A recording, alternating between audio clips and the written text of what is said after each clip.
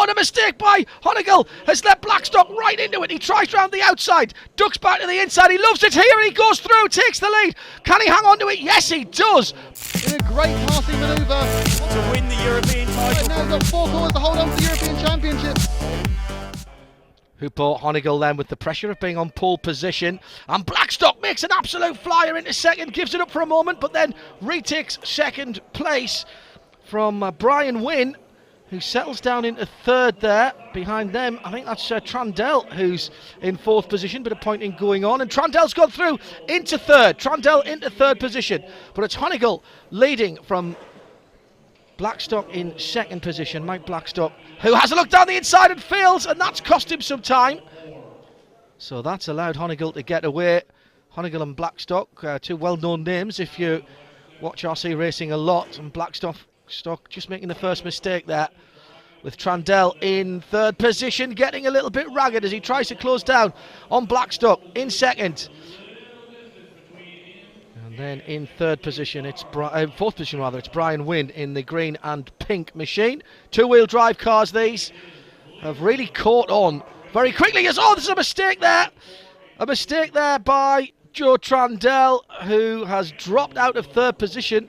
That's handed it back to Brian Wynn. Just making the point about the two-wheel drive machines. They do take a little bit of getting used to. A little more tail happy, or loose as the Americans would say. Got to get them set up, because without the extra pull from those front wheels, it can be a little bit difficult just to get the setup. You don't want them too twitchy. You want them to kind of rotate around the front wheels, but not, as I say, too loose that you can't hold on to them, particularly under braking. Mistake further back down the field there. The white and orange car going through was Bob Stelflew, who started off in 10th and is working his way through the field, and he's had a decent opening part to the race here. So they go through the twisties. Yellow with the white is Walter Henderson, just ahead of him there.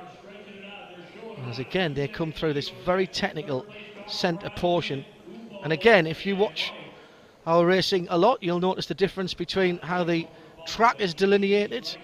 Hard, solid barriers here, right the way around the corners, including the curbs, or should I say without any curbs, right to the apex of the corner, whereas in Europe, the favoured method of marking out the track has the barriers with the upturned saucers, if you like, which seem to cause so many problems. Very difficult to keep the car under control. Here, no margin of error at all.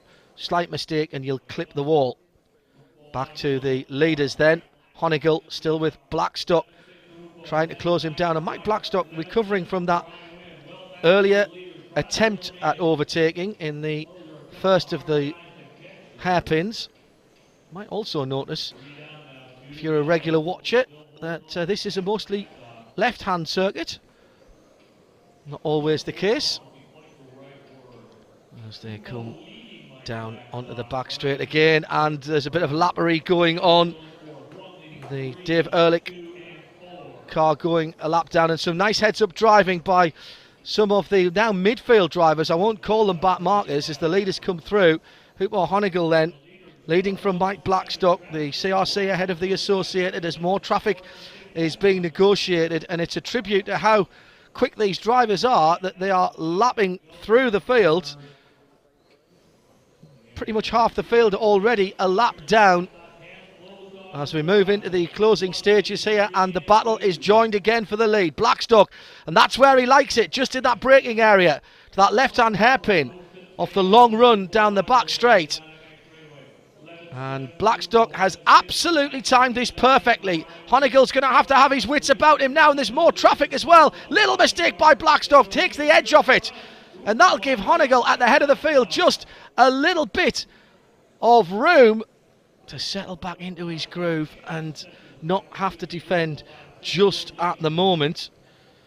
I think that's Bob Stelflew, who is the next car to go a lap back if they get close to him. Stelflew will have to have his wits about him in that fluorescent orange-tailed car. There he is. Oh, and a mistake by Honeygall has let Blackstock right into it. He tries round the outside, ducks back to the inside. He loves it here, and he goes through, takes the lead. Can he hang on to it? Yes, he does. Marvellous piece of driving by Blackstock. He saw the opportunity and took it decisively, paying it off in his favourite spot on the circuit. And Blackstock has made the move when it counts. Not much time left as Honeygall goes side by side. Little bit of paint traded there. But that was crossing the line at the end of the race. So the decisive moment a couple of laps before. And, oh, now this is going to be interesting because Honeygall has been given the win. Honeygall has been given the win by a fraction of a second. We'll get the... What races do you want to see on ReLaps? Let us know in the comments. And remember to like and subscribe to see more classic RC races just like this.